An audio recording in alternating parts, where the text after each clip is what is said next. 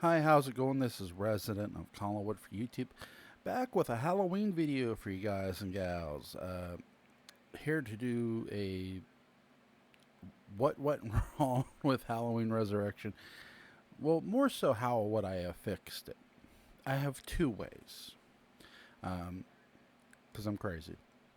Now, I'm going to state this before I continue this video. I have personally no problem with the movie as a whole.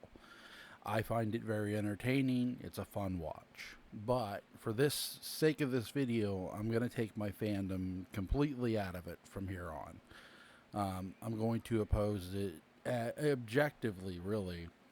So, what would I do with Halloween Resurrection? Okay, the first thing I would do with Halloween Resurrection is have a flashback of H2O of Laurie decapitating what we believe is Michael, only this time she picks the head up. See, I got him, and the mask falls off. The head comes off the falls off the mask, and she realizes it's. They all realize that's not Michael Myers. That's the paramedic. Laurie is sort of distraught by this whole thing. It sends her into a bit of a tailspin of I killed the wrong man. And this does eat at her for the most part. Now, would I kill her off? No. Because she's not going to be just my focal point. Would I keep Buster Rhymes? Yes. Would he play the Freddie Harris character you saw in Halloween Resurrection? No. My Freddie Harris you would have saw would not be the Freddie Harris you saw in that movie. My Freddie Harris would be a medium, would be somebody who could see and talk to ghosts. And it's Freddie Harris who's claiming to talk to the ghost of one Jamie Lloyd, Laurie's daughter. He comes and visits her at the sanitarium she's in. It's not Smith's Grove.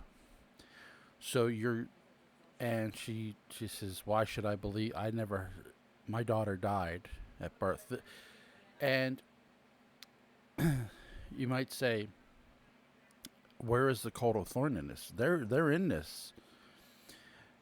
The residents of Haddonfield won't really talk to Freddie Harris.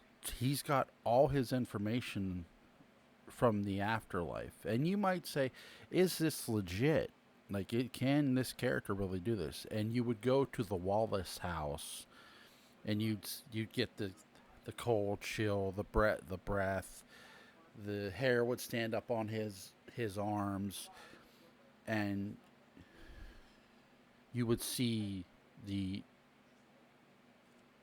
the dead ghost of the ghost of Annie Brackett in the garage.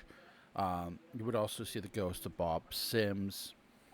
Again, if you're gonna have a haunted town, and I do love the fact that in John Carpenter's Halloween, John Muir mentions ghost as it could be haunted. He doesn't say whether it is or isn't. It's more up to you, the audience, to decide. Here, no, we're going to go down that rabbit hole. These places where Michael has committed his murders are fucking haunted. And you have a character who can talk to these ghosts, who can interact with them. And they're telling him the past events. They're sort of resurrecting the past, if you will, through him. And he's telling her. And she goes,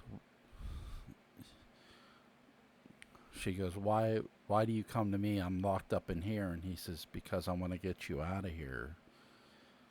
There's something more going on in that town. Nobody wants to say anything about it, and I don't know why.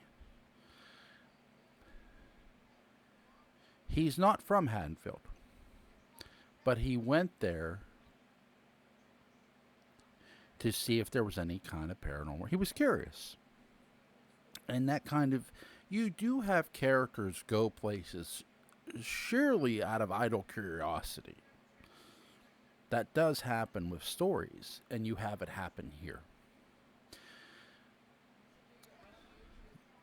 The he actually talks to the detective from H2O, the one we saw in Langdon, Illinois. And he goes, "Look, I called the police in Haddonfield and told them we had a murder here. And yes, Marion Chambers haunts the house she died in. So Haddonfield isn't the only place that's haunted. You lean into the ghost, and all the while, Michael Myers is stalking people. You see him during the day. They don't see him. He keeps disappearing. And and you find out that there are people who do believe Freddie Harris's character, and it's the Cult of Thorn themselves, and it's the sheriff who is your antagonist. He's one of them. He's not the Man in Black. He's not the new Man in Black. I'm saving that for a very special actor. And you know the actor I would pick to be the new Man in Black? None other than Michael Daybart, Murdoch himself from fucking MacGyver, because he would fit that fucking bill so good, it would be criminal. Literally, he's one of the best villains on TV, and I would have him lean into being a full-fledged villain here. Um, Great actor, great fucking actor, and he's not too Hollywood that it would be that it would be whatever. I do think people would see the name and figure out he's the new Man in Black. If I wanted to be a little less conspicuous and pick somebody a little unconventional, because Mitchell Ryan, at the time when he took the role, he had done a lot of things. I mean, he was well past his Dark Shadows days, and he had done Lethal Weapon. He had done, he had done a variety of films. He did a Dirty Harry. He appeared in a Dirty Harry movie, Magnum Force, which is one of my favorites. I love all the Dirty Harry movies. They're all good. Don't let anybody tell you any different. But that's something I would lean into, is the ghost aspect. And to give a little less conspicuous pick about the Man in Black, somebody I would kind of lean toward, but isn't necessarily. I don't. I'm trying to think if he was known for too many villain roles, but I don't. He he would play a villain at least twice in his career, so he has done villains. But somebody I would have loved to have gotten would have been Danny Glover. He probably wouldn't have did it because simply I don't feel he would have. So somebody a little, I'm trying to think of somebody a little less conspicuous, maybe somebody from television. I'll tell you who I would have gotten, who I think could have nailed it, because I'd love to see him play a. He has played a villain once, a robotic killer, but Sasha Mitchell, who's this big 6'3", tall, intimidating dude. Not that I'm not saying he's mean, but to play a full-fledged villain, he could do it. That's something I would have loved to have seen, a ghost story within the frame of a Halloween movie. And you're getting the information from the spirits. They're showing the character things that are just downright creepy, because they're showing their deaths.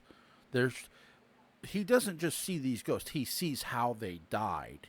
So imagine living through sort of Annie Brackett's eyes, living through Linda Vanderklog, being choked to death, Bob Sims, Rachel Carruthers, all of them. Imagine living through that shit in a Halloween movie and not being terrified of Michael Myers. You would be, as a living person experiencing what the ghost went through, you would be absolutely terrified, and Michael actually being around wouldn't help matters either. So that's something I would do. That's one thing. So I gave one. My second one is, I wouldn't do a ghost story at all, is that if you're going to keep some of the resurrection themed from the original movie, I would establish a lot of things. I would establish Dangertainment, first of all, because I feel for this to be their what felt like their very first time doing something, they did it almost a little too well, and I feel that's something that they don't build upon too much. sort of how you have the show Fear Factor. Well, Dangertainment isn't a show about facing your feet. It's about putting people in dangerous situations, where they're mountain climbing, whether they're skydiving. It's sort of like a thrill, sort of like Point Break, how the thieves were like thrill seekers. You have something like that, only this time, the producer, who isn't Freddie Harris, it would be Tyra Banks' character, is the one actually in charge of the whole thing. She goes, "Hey, we should go to this town called Haddonfield," and Freddie Harris says, "No, let's not." And she says, "Why?" I'm he's against it. I'm from there. That's bad taste. Trust me, that town has been through some shit. So right away, he's not for the idea of it. Well, we will put some people in the mud. No, that's not a good idea. Look, there's something wrong with that town, let alone that house. So he, as a character, he knows the history of the house because of being from Haddonfield. I feel, again, character establishment is always key in any film you're doing. And the sad part about the original Resurrection is they don't establish Freddie Harris's character soon enough. This is something I harped on in my video. That would be my key focus, is establish him. What happened to Laurie Strode? Does Laurie get killed off in this version? Yes, but not in a mental institution. Laurie Strode would die fighting Michael Myers. Only this time it would be one hell of a fight again. The rematch, Michael wins. Would, again, have it take place in two different events again. Laurie's not in a sanitarium. Where's John Tate? John Tate is somewhere away from his mother. And I feel that's one thing too. Writing John Tate out of this, something I would do with the ghost story is include John Tate. John comes too with his mom.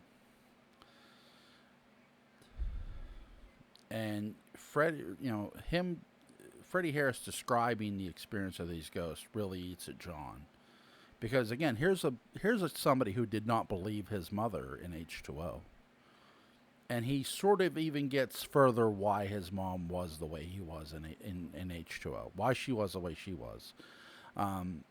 Again, the ghost story is a better take with Resurrection. If you do the thrill seeker thing, I do think it limits it to a degree, but what I would do is they don't just set up cameras in the Myers house, they set up cameras in each of the houses Michael committed the murders in, and through parts of the town. And this is where you tie into Cult of Thorn. The cameras keep getting messed with because the Cult of Thorn, it doesn't want Michael caught on camera, because they want to keep him under wraps. They want to keep the things they've done under wraps. You still include the Cult of Thorn because continuity-wise, if you're tying the timelines together, you fucking have to. So those are things I would do with Resurrection. I prefer the ghost story because it gives that creep factor. What would the Cult of Thorn do? How would I reveal the Man in Black? At the very end. The Man in Black would be the one who kills Laurie Strode. But guess what? Laurie Strode kills him too. They end each other. Not Laurie and Michael. Those two end each other. Because really, the Cult of Thorn, what you learn from the members, is it's all about fear and intimidation. This next guy, whoever you have play him, he rules by fear and intimidation. They truly believe this guy's like a whole other man of darkness himself. And that's something Daniel Farrens did a really good job with Halloween 6, The Curse of Michael Myers. So let me hear your thoughts. How would you fix Resurrection? Would you completely scrap it? Do your own thing? What would you do? Again, link to the Myers fan channel will be in the description box. You folks have a pleasant day.